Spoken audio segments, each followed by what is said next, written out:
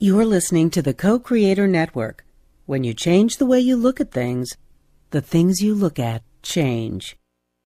Hi, everybody. Welcome. Oh, I'm so excited today for the show. I'm Dr. Jennifer Howard, and this is A Conscious Life. I'm so glad you're here today. Thank you for coming and taking your time to be here with us. And I hope that as we all listen to these great guests, and I have someone here today that I'm just beyond excited about, we all grow and move toward having a more conscious life. That's the way toward more freedom and happiness. So follow me today at Dr. Jennifer on Twitter, hashtag A Conscious Life, or Facebook / Dr. Jennifer fan page. Well, I want to cry. I'm so excited with our guest today. First of all, I want to thank you all for all your wonderful comments before we get started about my book, Your Ultimate Life Plan. I'm getting amazing feedback from you guys, and it's becoming the finalist in several awards. So that's exciting. And this gentleman that we're going to talk to today, I am so grateful for his lovely endorsement and his energy and who he is, and you're going to be thrilled to hear him today. And I know you're going to want to go buy all his books if you don't already have them. His name is Guy Finley. He's a best-selling author of The Secret of Letting Go, The Essential Laws of Fearless Living, and 38 other works that have sold over 1 million copies in 18 languages worldwide. His work has been featured on hundreds of radio and television networks, including NBC, CBS, ABC, CNN, NPR, and PBS. Guy has spent the last 30 years showing individuals the authentic path to a higher life filled with happiness, success, and true love. He lives and teaches in Merlin, Oregon, where he is the director of a non-for-profit Life of Learning. It's guyfinley.org. He also teaches sometimes at Omega and Kripalu on the East Coast. He's, of course, in Oregon on the West Coast, and we're over here on the East Coast. So if you want to catch him on the East Coast, check out the calendar listings for when he comes east. So I want to welcome warmly, yay, to our show, A Conscious Life. Guy Finley, are you there? I'm here. Hi, Jennifer. Hi. Thank you for coming. My pleasure. It's nice to hook up with you and have a chance to talk. Yes, it is. We're going to be talking today about your most current book, The Courage to Be Free. And if people don't have this book, they need to. You know, it's small. It's deceiving. You think, oh, this is a quick read. It's chocked full of little juicy tidbits that I went, oh, wow. Good. Sounds good to me. You know, I have a question, just an overall question for you. Do you make up these stories on the spot? You're amazing with stories. Oh, basically the answer is yes. I just have found over the years of talking to individuals that we tend to respond well to stories, parables, because they allow us to, make contact emotionally, intellectually, and intuitively with stories. So I love them, and I'm a storyteller. That basically, I started in this life before I began writing books. I was a composer, and most of when you're a songwriter, yes, that's what you do, is you tell stories. So I guess it was second nature. Well, and you grew up around, I know I read some of your background too, you grew up around TV and theater and people acting, and so that kind of writers and directors and that kind of world. I kept trying to find some songs that you'd written. I went online, searched everywhere. I couldn't figure out. Tell us a song that you wrote. Oh, gee, Jennifer, there's a lot. I wrote music for motion pictures, television. My partner and I were the first white soft rock artists at Motown Records. And then I moved over and worked with Neil Diamond on his prestige label at RCA. So there's really a lot. You should be able to find them fairly easily, but you also have to remember that was back when they didn't have automobiles. I know. I'm close to your age. I grew up then too. I love Motown. Yeah. I mean, most of the people that I wrote for, most people don't even know anymore. But, I had music with Debbie Boone, the Four Seasons, Billy Preston, Diana Ross, Jackson 5. So there was a lot of good times back in the days in the 60s and 70s. But you really kind of went searching early. I did too, actually. I began my search for something deeper early too. But many people kind of did it at midlife. But you really said, in '79, I think is when you went out looking, and you were, what, 20 something. You weren't that old. So what kind of took you on that journey? Well, the truth is, I started looking when I was about 8 years old. There were so many contradictions in my life. A young mind really can't make sense of dysfunction. It just sees there's conflict, fear, anger. And in those days, growing up as I did with the children of, the Arnezes, the Sinatras, the Minnellis, Martins, you're around people that everybody basically throws themselves at. And then when you're in the private times with these people, you see them throwing themselves on the coals. And it just makes no sense. So for me, I really started asking questions, even of my parents and my relatives, when I was 8, 9 years old. I said, what's going on? And they'd always say the same thing. Everything's fine. Don't worry. You'll understand when you grow up. Well, I didn't want to grow up to understand why a person should live with fear and anger. And so I began literally writing at the age of, Jennifer, 11, 12 years old. I started writing. Wow. That's amazing. So you really kind of incarnated this life, I think, with the wisdom to know there was more or something, or the questioning. Yeah. I don't like to talk about stuff like that, but I had a lot of experiences as a very young person that made it evident that my life was going to be used for something different than what I imagined it would be. And I think everything that took place was just the necessary training to be able to express the ideas that now are, the basis of my work. Well, what's so beautiful is the depth and the simplicity at the same time. And I aspire to that, the depth and the simplicity. Sometimes I have the depth and still the complication with the depth. So I love how you can do it in such a, and also we're going to get to it. I have it dog-eared and marked up and everything. But some of the ways you said things were big ahas for me. And I've, been around the bin a few times myself. I was like, wow, that's so fascinating. And I'll get to some of those in a minute. But you want to hear something? You want to hear something beautiful, Jennifer? Tell me. It never stops. I know. It's cool, isn't it? One moves, in a manner of speaking, from this aha where I don't really intellectually understand it, but my heart just exploded into the marriage of the mind as it begins to comprehend with symbols and concepts what the illumination was. And then no sooner does the heart and mind become integrated with this revelation than by the very existence of the new integration, you move into another level of consciousness where you just go through the exact same thing again. And you begin to realize, like when Christ said, my Father's kingdom has many mansions, that this journey is a journey of self-knowledge. And the more integrated this self-knowledge, the freer we are. The freer we are, the more able we are to move into discoveries that would have knocked us down. Things we wouldn't have imagined that need to be seen suddenly become our willingness to see them. And it's just a beautiful, beautiful process.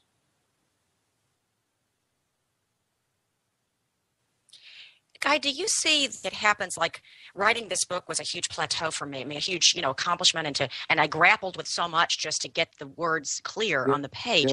And then and now I feel like I'm kind of going into a new growth spurt. Even, like, oh, I'm ready for this next kind of whatever. And does that make sense? There are laws that govern all of this, and just as we can look out and see the 4 seasons that govern the earth relative to her movement through our system, so does the soul, if you will, move through seasons. Literally on a daily basis, we can see them. But, a person goes through a growing stint. They work very diligently. And in a manner of speaking, there is a certain kind of rebirth where the marriage of my mind and heart takes place. I'm able to express what has touched me. But now, by the very fact that these ideas, these insights have been incorporated into my being, I don't have to think about them anymore. But now this heart, this mind begins to reach for the next level. And it goes through after a fruiting, a full summer, comes a fall and a winter. And one must know that those are all natural, and be patient. I call it learning to be watchful instead of willful. So yeah, there's a real pattern to that. I loved how I'm jumping around. I know I want to go through it because I want to make sure I don't miss anything, but I still rush. I do the rushing thing. I do. I do. I rush. I gotta get it done. It done. Whatever it is, the it of today. I have to get it done. Yeah. That in certain terms, Jennifer, I think it's fair to say that spiritual maturation, meaning growing up spiritually, is inseparable from psychological saturation. One has to get to the point where the feelings of being anxious and rushing, wanting to accomplish things basically for the sense of self that accompanies it, you have to go through those things.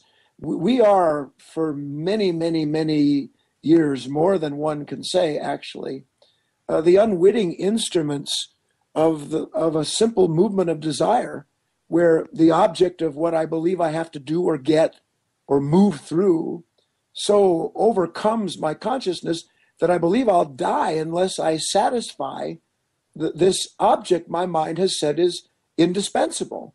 And then you run the race, and at some point, I call it, you cross the finish line. In other words, you do one more thing, rushing to get through it. And then instead of the peace of mind and the sense of well-being that is part and parcel with living in true presence, you just hear a starting gun go off again. And you go, oh my God, I don't want to run anymore. I just ran. When do I get to rest? But in order for an individual to truly find, and I call it the rest in freedom, the rest in creativity, you really have to get tired of running where Jennifer tells you to go, because she can't take you anywhere. That nature really can't take you anywhere other than gradually helping you recognize that really, the next challenge isn't going to be the race that I run, but sitting the race out to see if there's something better right where I am than where I think I have to get to. Yes. So that's where it brings us right around to the courage to be free, doesn't it? Indeed it does. Mm-hmm. So talk to us about this title of this book, The Courage to be Free.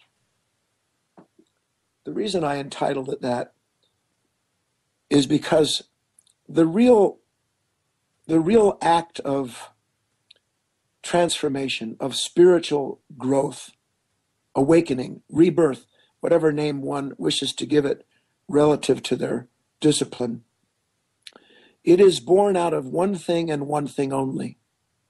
And that is the gradual recognition that who I have been can no longer serve me. And it's the revelation of that discovery. Much as you said, who I have been, who Jennifer has been, is the nature that says, hurry up. It's the nature that says, find someone to blame. It's the nature that says, my happiness is on the other side of the hill. That nature, while we grow up, go through the changes we do, we have no choice, really. Part of our education, in truth, is running through the relationships that desire advocates as being necessary for our development. But at some point, we realize that while all revelation serves the process of introducing us to parts of ourselves that we wouldn't know otherwise, this desire thing and what it tells us we have to do and be in order to feel whole doesn't know anything other than the next thing it tells us to do. So we go through all these relationships inwardly to finally come to the point where we realize what I must do now is, instead of answering every desire and every relationship it drives me to, now I must become conscious of desire itself. Now I must see that in this instance, and sorry to be so long-winded here. No, it's good. Maybe, my whole life I've been touchy when it comes to what I think people are disrespectful of me. Listeners, you pick something yourself, but we'll take that. Because I grew up around people who would never let anybody criticize them or say anything denigrating. And I saw the way they handled things like that was to attack back or to somehow seek control over these individuals. But when you begin to become conscious of the fact that when you attack somebody, you wouldn't even think of doing that if there weren't something in you that felt like it needed to be defended. Right. And then you begin to think, well, wait a minute. Am I going to spend my whole life defending myself? Because, you can get 100 people to be nice to you, and then 101 comes along, and you're back to square one fighting again. So then you realize what has to happen here isn't my attempt to deal with negative people. I need to wake up to the part of me that believes life shouldn't have them. Exactly.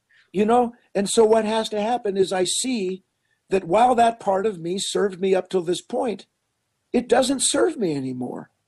So instead of doing what it tells me to do, which is to demand respect or fight with people, instead of doing that, I become watchful of it in the moment it appears, instead of letting its will dominate me and drive me through one more race that I can't win. Then I die to myself, Jennifer, in the truest sense of the word. I realize that nature, who Guy was, it can't go on. It doesn't serve me anymore. And when we really see that parts of our old nature, our old self, if you will, these patterns don't serve us anymore, then when they appear and demand service, there's only one thing we can do with them, and that's to become the observer instead of their action machine. Right. That's when you talk about the inner company, that chapter on relationship, about the outer relationship with people and the inner relationship with our thoughts and feelings. Yes, because the courage to be free means I finally recognize that when I walk into a situation and I'm disturbed by it, the situation didn't cause the disturbance. Right. It revealed the part of me waiting to be disturbed. Exactly. And if it reveals the part of me waiting to be disturbed, then that event is my friend, not my enemy. Right. And if it's my friend, but it's going to be painful to be friends with it because it requires seeing that I'm on a constantly disturbed, like DEFCON 3, then that means it's going to take courage to sit there and let this thing go through its routine without me being its instrument. Right. So there's the courage to be free, because what we have to let go of is not people, not conditions or circumstances, but rather the part of us that believes who we are depends upon them for a sense of being complete. I love what you say here on page 59. You say walk into, because I'm so all about this in my book too, walk into what you'd rather walk away from. Yeah. And persist with what you know is true for you until all resistance to your new action prove itself a lie. So we have to do that again and again, where I get upset that somebody does whatever they do, and then I have to look at myself and say, well, I can choose to be upset about this and this and this, or I can, historically do some work on it or let it go, right? Yeah.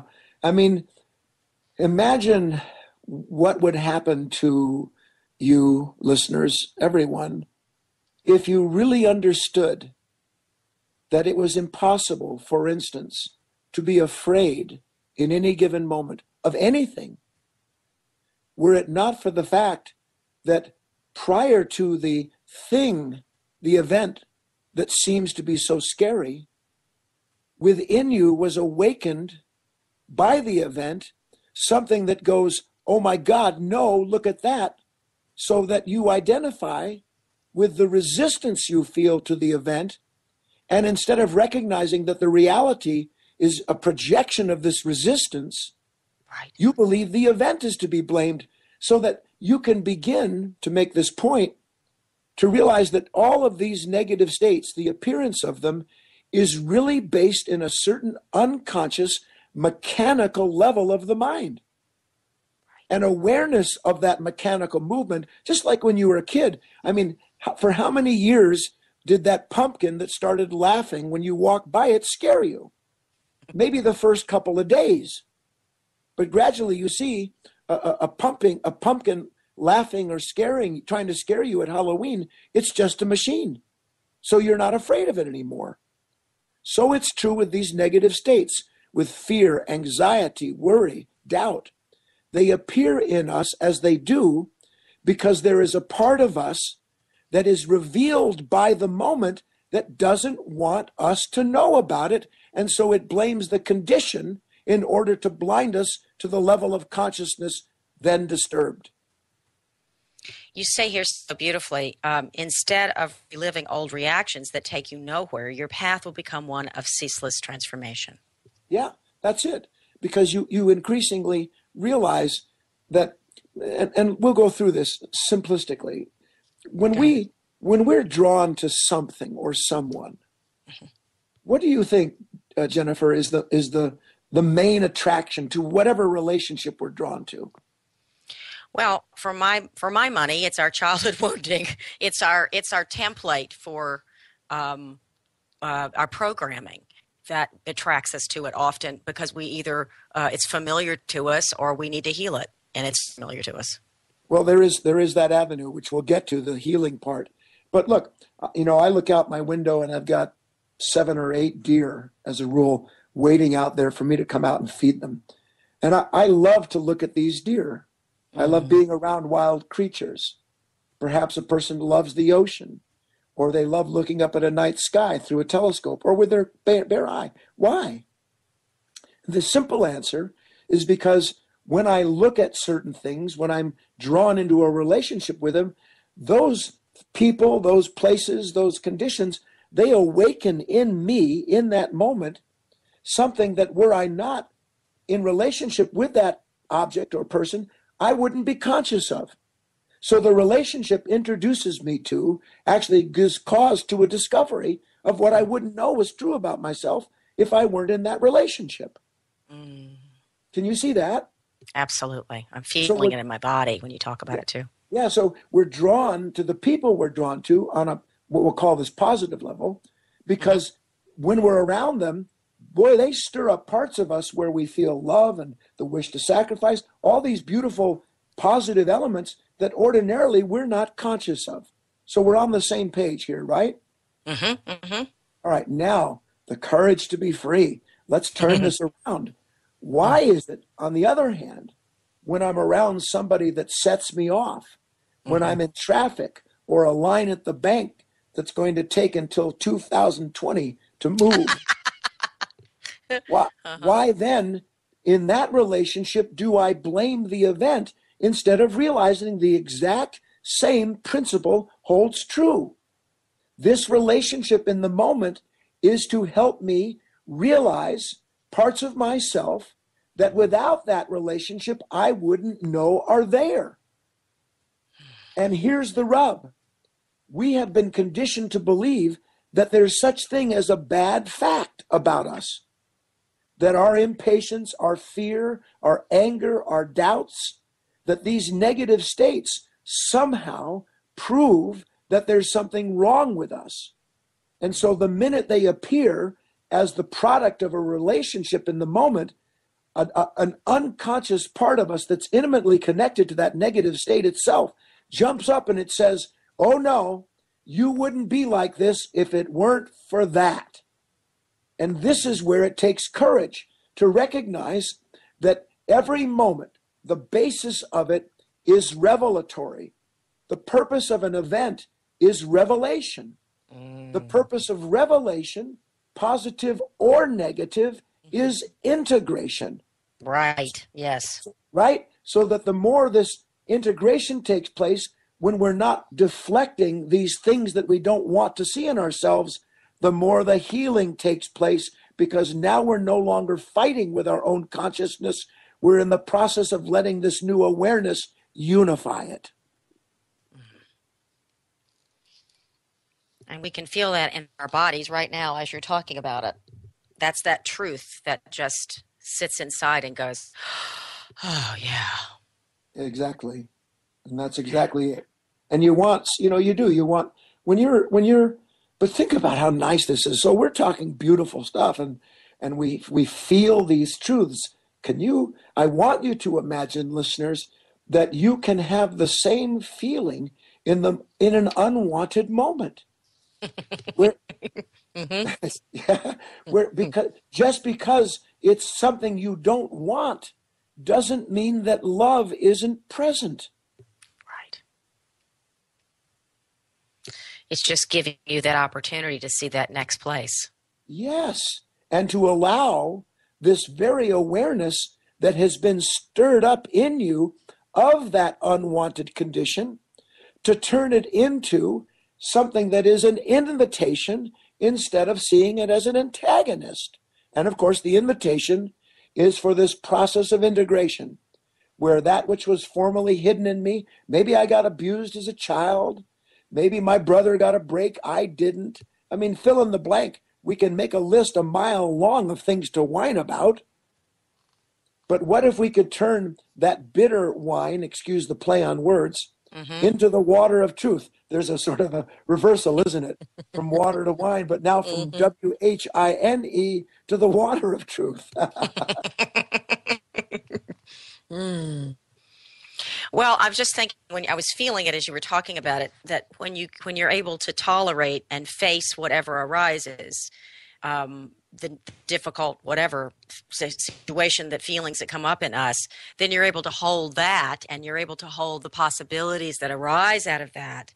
Yes. Then you kind of melt into that bigger context that holds it all in that moment, and those boo-boos don't feel so big. Boo-boos. Look, let's get the listeners something they can work with. And will you agree with me, Jennifer, that in fact, it is impossible for a person to get angry about something, fearful of an event, whatever it may be, that the predecessor of the actual negative state is the appearance in me of resistance to whatever it is I blame the negative state on. So that resistance is the predecessor to negativity, psychological negativity. Right. I'm not accepting it. I'm resisting it rather than accepting it and being with. So that means that the power in the moment isn't in the event. The power is in the fact that I unconsciously, immediately identify with this unwanter inside of me, this knee-jerk no that appears with any moment that seems to challenge an idea or an image I have of myself. Can we agree with that? Yes. Now, can resistance learn? If I resist a condition, can I learn anything from it? Not to resist it, but no. It's impossible. If I resist, what I resist persists, period. Right. That's the same as saying, and listeners, please write this down. Resistance in its truest form is the seed of repetition. It is the reincarnation of the very level of consciousness producing the condition you don't want. In the New Testament, Christ says, resist not evil. The Aramaic translation of that passage is, do not oppose what opposes you. So when we realize that this moment where suddenly up comes this big no, this big resistance to whatever it may be, it seems to be what someone is manifesting, but in truth, I can't separate the reaction in me from the manifestation in the person producing it. So I can fight with people, or I can work to become conscious of the part of me that is awakened by that person. If I won't oppose its appearance, then what begins to happen in that moment is I actually realize this is a mechanical part a conditioned aspect of my nature. And I don't have to defend a conditioned nature. Why? Because it isn't really me, or more accurately, it is a set of old possibilities, and by its dominance in the moment precludes the existence and the awareness of new possibilities, just waiting for me if I were to wake up and give way, if you will, to that understanding. So it makes me think of clients. I mean, we all do this to varying degrees, but there's some people who really do, repetition compulsion. They just keep drawing it. So the answer is, I mean, from being a therapist, the answer is to look at more deeply what that is. But from where you're sitting and what you're talking about is to realize there's something else besides that, and lean into what is greater than that. Yeah, we don't look. The mind can and will bring up 1,000 associations with any negative state in order to justify the existence of the pain. We don't want to justify the existence of the pain, and we don't want to identify with the part of the mind that can produce all of the reasons for the pain. We want to be directly conscious of that interior condition. Then the past is no longer playing a part. Look, it seems, I call it revisiting the scene of the crime. Why in God's name would I want to revisit, as all of us will do? I have a fight with somebody. So now the next thing I know, for a year or 100 years, I get engaged in this dark dialogue where I revisit this argument that I had with somebody. You know what I'm talking about, right? I do. I think everyone does. Now, why, Jennifer, do I revisit the fight? I think on some level I'm trying to solve it, but it can't be solved from that position. That's what you're saying. From that mindset, it's insolvable. You can't solve it. Not only can it not be solved, but the very act of returning my attention to the condition that has been formulated in my mind, the object that was produced through the experience and loaded with the content, the unwanted content, every revisitation simply strengthens the victim's sense of myself. It does nothing to reconcile. It builds the case of me being someone who actually was, in fact, brought into that situation. Now, did it happen? For sure. Do I need to relive it? No. What I need to do is to see that there's a part of me that can't wait to go back to that moment so that I can feel the whole thing again and then try to escape it one more time through yet one more solution or quip or smart answer that I didn't have then, but now I got it. And if they were alive, by God, I'd let them have it. Now, is this when you talk about chapter 9, never feel sorry for yourself? This is kind of where you are with that, right? Absolutely. Yeah. There is no greater waste of a human being's potential to transcend himself or herself than self-pity, than rolling around in your past. See, the trick of the mind here is that when the mind, this lower part of this divided mind, when it revisits something from our past, I don't have work. I can't get rid of this situation that happened to me 20 years ago because it contaminates all of my relationships. Fill in the blanks, listeners. When I revisit it, I revitalize it. But the problem is I don't really know who I am without this process, this repetitious pattern that brings up this pain. Because to the point, when I am drawn back into this painful moment, it feels as if I'm in the present with it. Right. Psychological time. Yes. The problem is the pain is present, but it's produced by something that no longer exists. So trying to deal with something that no longer exists generates present pain. And I wrote a little poem. and maybe it's in this book, The Courage to Be Free. When it comes to these negative states, here's what you need to write down and think about in the moment of that appearance. The poem is simple. The feel is real, but the why is a lie. Isn't that simple? Yeah. The feel is real, but the why is a lie. I'm sitting having my coffee, and I pick up a magazine, and there's a picture of some handsome, bearded boy with 6-pack set of abs holding a cocktail and a beautiful woman on his side. In that moment, my mind goes back to that point where something happened to me, and now I don't not only do not I don't have a beard, I don't have any hair. Yeah, we all lose all sorts of things, don't we? Whatever it is, in that moment, can you see the feel of resistance? What am I resisting? That I'm not this anymore, or that I can't be that. So the feeling comes, now the adrenaline comes in, the anger about what happened, the sense of depression, those chemicals begin to draw you down.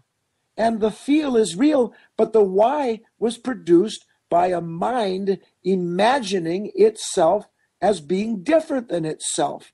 So the why is a lie.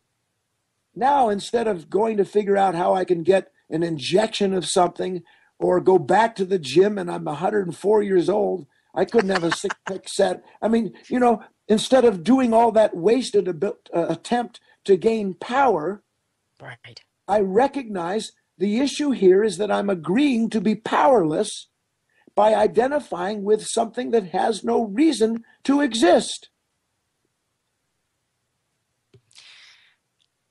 I'm just taking it all in, and I'm struck by you. This is why this book is so thick and it's short. Almost everything you say could be a quote.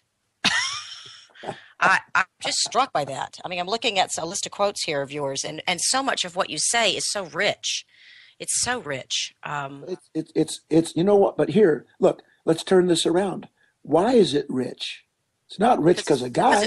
Because it's truth. It's true. It's rich. That's it. It's rich because it's true. Yeah. And if it's rich because it's true, that means that the same riches live in you. That's right. And if the same riches live in you, so does the same source of those riches. That's right. And if the source of those riches live in you, do you believe for a minute that that intelligent wisdom wants you to spend your time rolling around in limitations produced by negative imagination? It's ludicrous.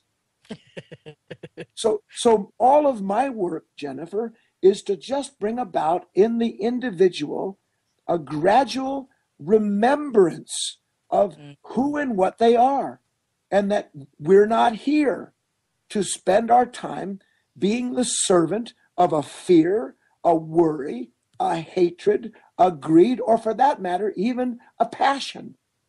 Because when we wind up being so identified with one thing or another, that means that our identity actually is established in the existence of what we have become identified with.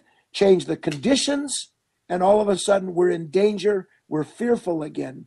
We want to become aware of the part of ourselves that lives above the conditions and the identity that finds itself through them. It can be done. We're here to do that. I tell you what I'm feeling right now. I'm feeling sad, and I think sadness is because so much of what you're saying is so important, and so few people understand what you're saying. I mean, I know you have a lot of people follow you and read your books. I don't mean that, but I mean in the world in general, just the suffering of the world, the suffering that we all suffer, everybody. But I know. Isn't it wonderful that we can begin to understand that along this real path, all of our existence as individuals begins to serve something greater than whatever our individual conditioned selfish interests are. Right. Because if in fact what we just said a moment ago is true, then when I am willing to have this courage to be free, meaning I won't turn my head from that moment where suddenly I see something I don't want to see about myself. I won't blame the teller at the bank for my impatience. That when that light is there in the presence of that unconscious darkness, that unconscious nature, that not only am I giving myself up for the sake of this integration and the subsequent healing, but the teller doesn't have to suffer my manifestation. Right. And, yes. and the rest of the world achieves in scale a quantum kind of healing because my consciousness is your consciousness. Yes. This is the hope of the world. This is why the great saints, the sages, the masters that have visited this planet do what they do. Of course, there's sadness in the fact that these things can't be evenly, equitably, instantly expressed so that people can just get it. But that doesn't mean just because you can't give it instantly that someone can't get the seed of it and then through their experience begin to flower in a new way. Right. This is what you talk about, seeing the good when things look bad. Yes. Yes. In fact, remind me, or I'll just say it right now. We just published a whole new audio album called, good. It's called For the Love of Life, Seeing the Good When Things Look Bad. And Jennifer, let's get one. I want to give you one of those. I know that you'll resonate with it. Do not let me forget this gift, please. Oh, thank you. I'd love it. My pleasure. And listeners, if you're interested in that, everything's on guyfinley.org, Finley, guyfinley.org. And including this new material, The Courage to Be Free, everything's relatively very inexpensive. You can spend years just browsing through the free information there. If you want to go further, we've just introduced a virtual wisdom school online where we have online study groups, and the cost is less than a latte. Yes, it is. Just there's so many different ways that we can begin not just to acknowledge these beautiful ideas, but what I call to act knowledge, to begin to be willing to be the instrument of this new understanding in the face of the challenge, and awaken in ourselves not just the courage to be free, but the source of that courage, and ultimately live with it. Just breathing all that in. So this is an audio series, For the Love of Life. Yeah, seeing the good when things look bad. It actually, every year in June at the summer solstice, and here's another invitation. We have what we call the Talks in the Pines here in Southern Oregon, where men and women from literally all over the world fly in to take in a series of 8 to 10 special talks that I give on a particular topic. This year it's called Life is Only Real When You Are. And this last album is the talks that I gave at the last Talks in the Pines, seeing For the Love of Life, Seeing the Good When Things Look Bad. And it's just available now. That's fabulous. So people can come and find out on your website exactly how they could fly in and have you, watch you give those talks. That would be fabulous. Wow. Yeah. So it's in June, right? Yeah, it's in June. My foundation is located on 15 acres, has old growth pine on it. We have about 40,000 square feet of organic gardens, orchard, chickens. It's a great place to visit. Learn about being self-sustaining, at the same time inwardly self-liberated. So it's a marvelous place. Everyone's invited. I speak 4 times a week, and get this out quickly. There's nothing to join, and the talk is a $3 donation that's requested, but no one's ever turned. I love that, Guy. I saw that on the website. Are you there? Because I heard a little blip. Okay. Guy, are you back? Did I go away? You went away for just 1 second. But what you were saying, and I want to repeat it for everyone, and I said to you, and we were kind of blipped out, but that I read this on the website. It's beautiful what you do. It's a $3 donation for the talk, and what you said is no one's turned away. Is that right? That's correct, for the ongoing talks. And the talks in the Pines, which include a lunch at we go down to the river and have a talk at the river. There's a beautiful banquet. There's entertainment. There's 8 talks, meditations, snacks provided.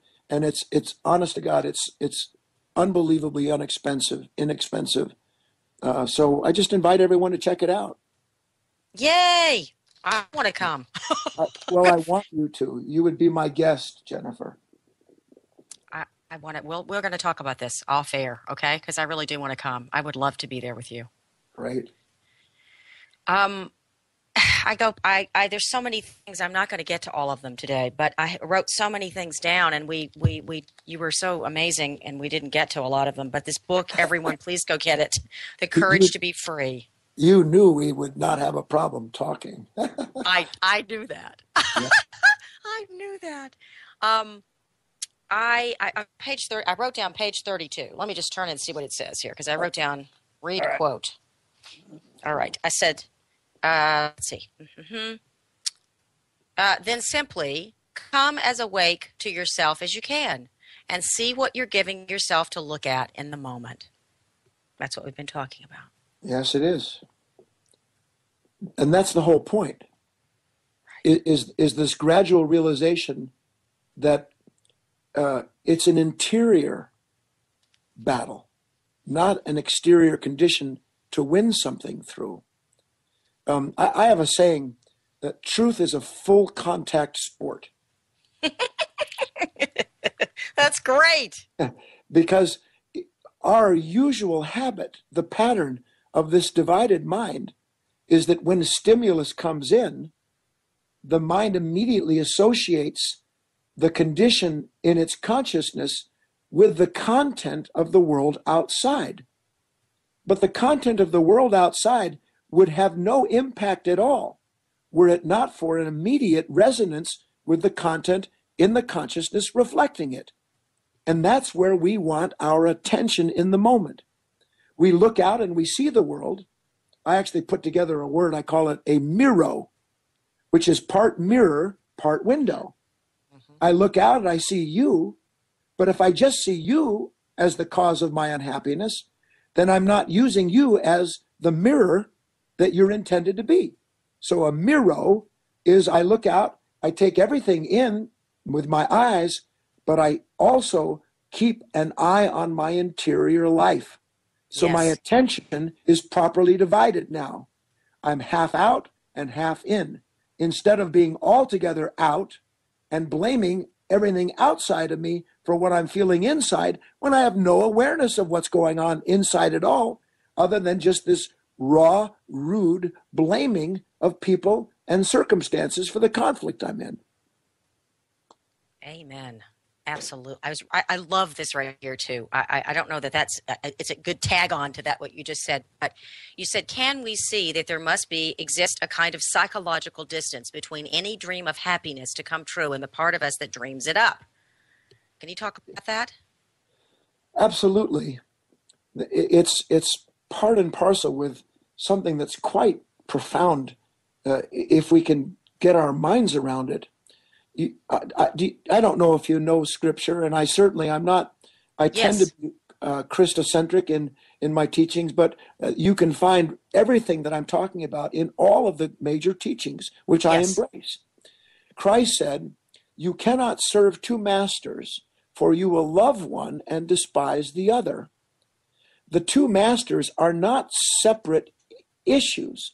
The 2 masters are desire. Because whatever you want comes instantly with what you don't want. So if I want something, I've got to have this. The minute that I am identified with the sense of self that's produced through the image, now everything that threatens that image, I don't want.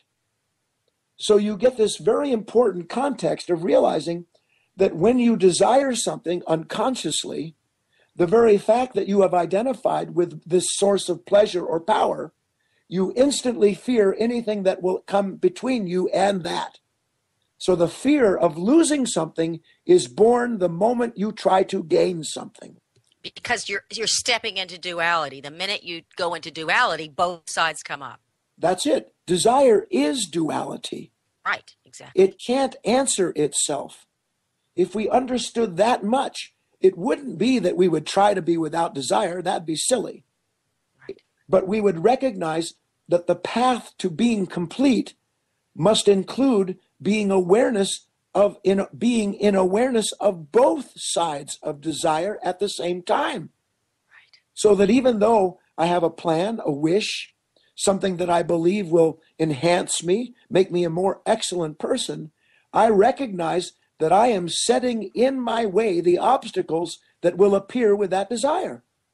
Now I'm not afraid of the obstacles. I recognize them as being part and parcel with the process of fulfilling whatever it is that I've imagined is important. At some point, we realize that desire plays a role in this life relative to introducing us to parts of ourselves we wouldn't know otherwise, but gradually we outgrow its action because we realize that desire, this duality, already exists in a unity. And that's what self-observation is. It's realizing that even though I'm moved in a certain direction, even though I'm moved, I can be present to the part of me that doesn't have to go anywhere to be whole, because everything is coming to it through events, through revelation and integration. So we're conscious of the whole at the same time we're conscious of the parts. Yes. Yes. And that's not only possible, that's what we're intended to do once we get tired of the punishment and the pain inherent in being identified with one side of the equation. Right. And that's when we get caught and Yep. get into the story of whatever. Yep. And because we're forgetting the unity in that moment. We're like you said, that part, you say it differently, but that part of ourself, we're forgetting that part of ourself, the unity part. That's we're exactly, just caught in duality. Well, the thing is, when we are caught like that, Yes. It's very promising. You know, it feels like, boy, this is the way for me to go. I mean, and let's look at it at a more practical level for the listeners. Here I am, and suddenly I read the newspaper, I turn on the television, and I learn that something that I'm invested in, one way or the other, it's gone to hell in a handbasket. Now, in that moment where suddenly this fear floods into me, or this anger, whatever it may be, can we see that with the appearance of this resistance, this pain, this fear, at the same moment, in my mind pops up a whole set of plans. My mind gets fully engaged in what I am being told I have to do to protect myself from what I see. Yes, is that true? Right, absolutely. Now, it seems to the mind engaged that way that this friendly guide that has somehow magically appeared in the moment of the fear, that it actually has my best interests in mind. And therefore, I should accept its guidance, act on its plan, and hope for the fulfillment accordingly. But the truth of the matter, Jennifer, is that the guide that appears in the moment of any resistance is, in fact, an extension of this resisting nature. So that even though I look at what it promises me and feel the pleasure of the relief in the promise, if I were present to myself, I would see, without having to think about it, that this guide that's come to rescue me from my sinking ship is actually a great white shark born out of the very thing that's dragging me down. So it's a false god, literally a false god. It promises protection, but at the same time it's promising protection, it's strengthening my identification with the false notion that who I am actually needs to be protected from the event. Which is not true. It's not true. And you can't be anyway. And you can't. And you can't be anyway. Now, look, that doesn't mean that when there are practical issues to take care of, you do it. There's a saying of mine: do what is in your power, refuse to do what is not. It isn't in your power to change the event, but it is in your power to be aware of the part of you that wants to fall apart because you can't control the event. It is in your power to be present enough to realize that anything fear is telling you to do comes from the world of fearful thoughts and feelings. So if I can just be awake to the fear, then in my presence, I will suddenly be given, just by the fact that I'm aware of the fear trying to misguide me, of a new possibility. I mean, when was the last time, Jennifer, you ever heard fear say to you, hey, Jen, something terrible's happened, so let's not act right away and instead be conscious of ourselves. Right. The fear wouldn't say that. That would be my higher self or whatever. Yes. Fear isn't about to tell you to be conscious of your old nature that believes its identity depends upon the continuation of something that doesn't serve you anymore. So to be aware of fear, to come back and reclaim my attention, and instead of agreeing with the plans it lays out, to be conscious of the nature laying those plans out, bang, I've got a whole new possibility right there. I can see that this anxiety is trying to steal from me my possibilities, not serve me through handing me yet one more race to win, to run through. Wow. And that is the courage to be free. You're talking right there about being the courage to be present, the courage to step forward into spiritual maturity and psychological awareness and letting go and knowing that bigger presence is always there. I call the present moment the presence moment. Perfect. Because in truth, even though our sleeping mind, our divided mind, can't see it literally, we live in presence. If it weren't for the fact that we were in presence, there would be no daily bread. There would be no creativity, let alone rebirth. Rebirth isn't a time to come. It's the natural outcome of allowing this living presence to have its way with us, so that in our watchfulness, we become the new creature that is actually manifested when revelation becomes integration.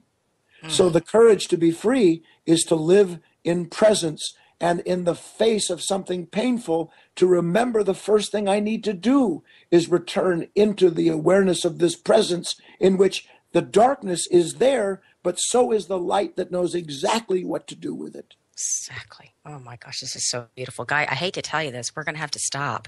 I hope you'll come back and be on my show again. You know what? Anytime, Jennifer. Oh, you're wonderful. Thank you so much. Connecting to you. I knew we'd love each other, but gosh darn, this is amazing. Thank you so much, everyone. We've had Guy Finley on today, and he's coming back. We don't know when, but soon. We were talking about his book, The Courage to be Free. We're going to have to stop because we have a show right after us. But everyone, thank you for joining us. I hope you got half as much out of this as I did. You'll be in good shape. Thank you so much again, Guy. You're welcome, Jennifer. And thank you, everyone, for listening. Let me know any questions, comments,